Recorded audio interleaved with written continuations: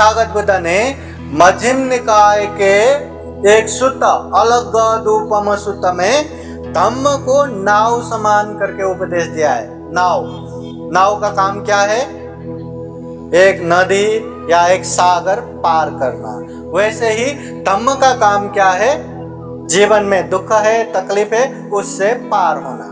तो सूत्र में एक छोटा सा प्रसंग आता है। तथागत बुद्ध कहते हैं, कोई एक इंसान जंगल के राह पे चल रहे थे। अभी जंगल के राह पे चलते चलते चलते चलते वो रास्ता खो गया, क्योंकि जंगल के राह पे हमेशा लोग आते जाते नहीं, तो रास्ता भी हो न हो जैसा ही दिखता है, इसलिए वो रास्ता भटक गया। अभी जंगल है, चारों ओर पेड़ पौधे ही है, हर जगह पे पेड़ ही पेड़ दिखता है, रास्ता नहीं दिख रहा है, वो तो भटक गया। अभी कौन से दिशा से आए, कौन से दिशा की तरफ जाना है, ये भी पता नहीं चल रहा है। अभी जंगल है, डर तो लगेगा ही। हाँ, कहीं से भी जंगल के जानवर आया तो उसका तो जीवन खत्म। तो वो डर के मारे यहाँ भागता है, वहां भागता है, इधर भागता है, उधर भागता है। जैसे जैसे वो अंधकार की तरफ बढ़ते हैं ना, समय निकलते हैं, तो और डर डर के वो यहाँ वहां भागते हैं, क्योंकि जंगल है, कभी भी कहीं भी कैसे भी उसका जीवन का अंत हो सकता है। आखिर ऐसे भागते भागते वो जंगल के किनारे पहुंच ही गया। तो जंगल के किनारे पहुंचते हैं तो देखता है वहां बहुत बड़ा नदी है। नदी के उस पार देखते हैं कि वहां कोई भय नहीं, कोई त्रास नहीं, कोई भी तकलीफ नहीं। और जहां खड़े हैं वहां देखते हैं कि चारों ओर इतना भयावह जंगल है, कभी भी जंगली जानवर आके उसको खत्म कर सकते हैं। तो क्या करना है? अभी वो उस किनारे जाना है। तो उस किनारे कैसे जाना है? वहां जाने के लिए कोई नाव नहीं, कोई पुल नहीं, और तैर के भी नहीं जा सकता। तो क्या करेंगे? तो उसने यहाँ वहां से पत्ते लाए, पौधे लाए, लकड़ी लाए, सब जमा कर करके मुश्किल से एक छोटा सा नाव बना दिया। नाव बन गया। तो वो क्या करता है? वो नाव में चढ़ के नदी के उस किनारे पहुंचते हैं।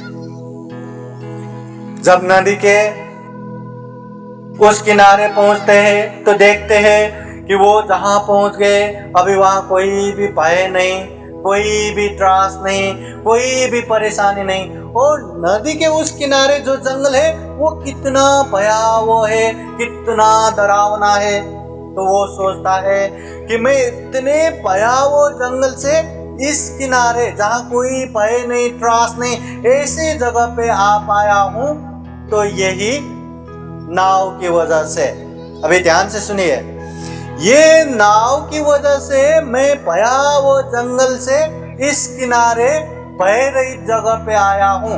तो ये नाव ने मेरा बहुत उपकार किया करके वो जहां जहां जाए नाव को साथ में लेके जाना चाहिए या नाव वहीं छोड़ के जाना चाहिए? क्या करना चाहिए? नाव ने बहुत उपकार किया करके कृतज्ञ होके नाव को साथ में लेके जाना चाहिए या नाव वहीं छोड़ के जाना चाहिए? क्या करना चाहिए?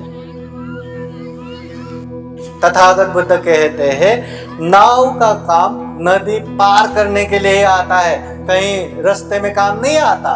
इसलिए जिस तरह मुझे उपकार किया उसी तरह दूसरों को भी उपकार करे करके नाव वहीं छोड़ के जाना चाहिए, न कि नाव ने मेरा उपकार किया, नाव ने मेरा जान बचा लिया करके नाव को कंधे पे लेके जाना। अगर नाव को कंधे पे लेके जाएंगे या जहां जहां जाए वहां लेके जाएंगे तो नाव की वजह से उसको बोझ हो जाएगा, जल्दी मर जाएगा।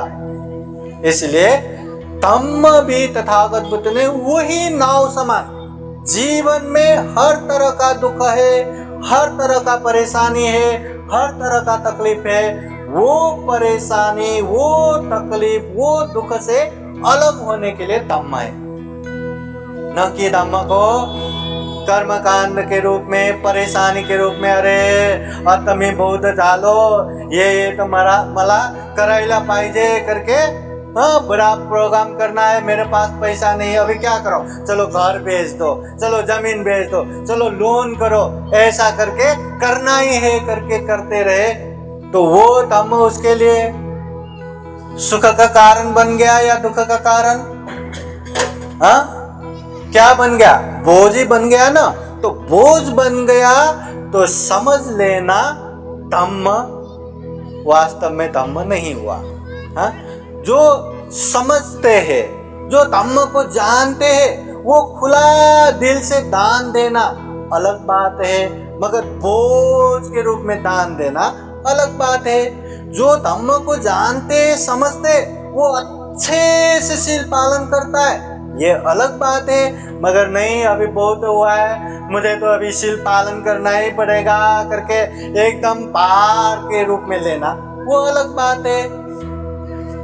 बुद्ध ने जो दुख मुक्ति का मार्ग बताया, एकाइनो अयं मग्गो, कि ध्यान करना ही दुख मुक्ति का एक ही मार्ग है। तो ध्यान करना, समझ के दुख मुक्ति के लिए ध्यान करना, ये अलग बात है। मगर नहीं अभी तो बहुत हो गया ना, मुझे तो ध्यान करना ही पड़ेगा, तो हमने ध्यान बैठा रहे, इधर दर्द हो रहा है, उधर दर्द हो रहा है, मैं क्यों बहुत बन गया करके चिड़चिड़ा हो गया, परेशानी हो गया, ये अलग बात है।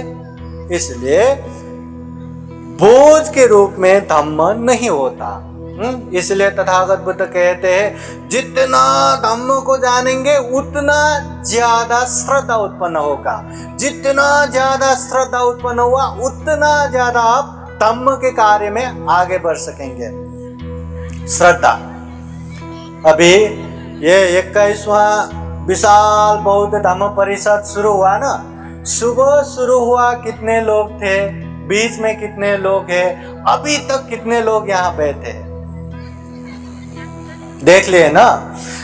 जिसको श्रद्धा है वो भले ही काम तो जिंदगी भर रहना ही है, ये काम वो काम तो आते ही रहना है, मगर ऐसे संधि, ऐसे मौका बार बार मिलने वाला नहीं है। जिसने जान लिया, जिसके मन में श्रद्धा है, वो डटे रहेंगे, भले ही थोड़ा बैठने के लिए तकलीफ होगा, भले ही यहाँ वहाँ काम होगा, फिर भी श्रद्धा पूर्वक वो डटे रहेंगे। अगर श्रद्धा नहीं रहा, चलो जाना था गया, हाजिरी लगाना था लगा लिया, बंदे को चेहरा दिखाना था दिखा दिया, अब चलो बस हाजिर लगाया चला, तो धम्म परिषद का क्या फायदा हुआ उसको? कुछ भी तो नहीं ना। इतने जगह जगह से बनते लोग आए पूजने, भिक्षु संघ आए, क्या फायदा रहा? तथागत बुद्ध बनने के बाद जब सबसे पहला उपदेश देने के लिए सारनाथ ऋषिपतन मृगदावन की तरफ जा रहे थे ना, सबसे पहले बुद्ध को मिला उपकाजीवक, रास्ते में मिला। तो उपकाजीवक पूछते हैं कि भगवान आप तो बहुत शांत दिखते हैं, आप तो दिखने में भी बहुत शांत दिखते, आप कौन हो, आपके गुरु कौन है? तो बुद्ध कहते हैं मैंने खुद मेहनत करके ज्ञान प्राप्त किया, ध्यान प्राप्त किया, बोध ज्ञान प्राप्त करके बुद्ध बने। मैं सम्यक संबुद्ध हूँ, मैं जीन हूँ, मैं बुद्ध हूँ, मेरा कोई गुरु नहीं है। तो ऐसा सुन के वो उपकाजीवक ऐसा भी हो सकता है क्या, बिना गुरु के भी ज्ञान प्राप्त कर सकता है क्या करके होगा करके अहंकार से वो वहां से चले गए। देखो ना, बुद्ध को मिला, बुद्ध से बातें किया, पर अहंकार की वजह से कुछ भी सुन नहीं पाया, कुछ भी ज्ञान प्राप्त नहीं कर पाया। साधु साधु साधु। इस विषय में आगे के वीडियो में भी चर्चा जारी रखेंगे। देखते रहिएगा बुद्धास टीचिंग चैनल। अगर आप लोगों को ये वीडियो अच्छा लगा हो तो लाइक कीजिए, कमेंट कीजिए और अपने नियर एंड डियर को शेयर जरूर कीजिए। सभी का मंगल हो, कल्याण हो। बुद्धं नमामि, बुद्ध को नमन करता हूँ। धम्मं नमामि, धम्म को नमन करता हूँ। संघं नमामि, संघ को नमन करता हूँ।